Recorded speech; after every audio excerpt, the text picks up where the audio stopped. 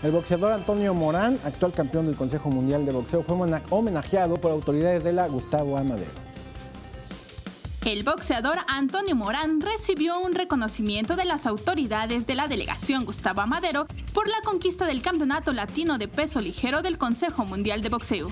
El pasado 8 de julio, Morán se impuso por decisión unánime a Juan Pablo Lagarto Sánchez, con conteo de los jueces de 96-94, 97-93 y 98-92, en función que se lleva a cabo en la capital del país.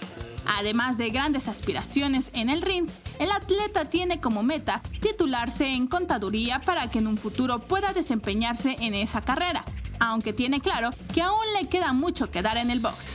Gustavo González Salinas, director del deporte en la Gustavo Amadero, presidió la ceremonia de reconocimiento al peleador.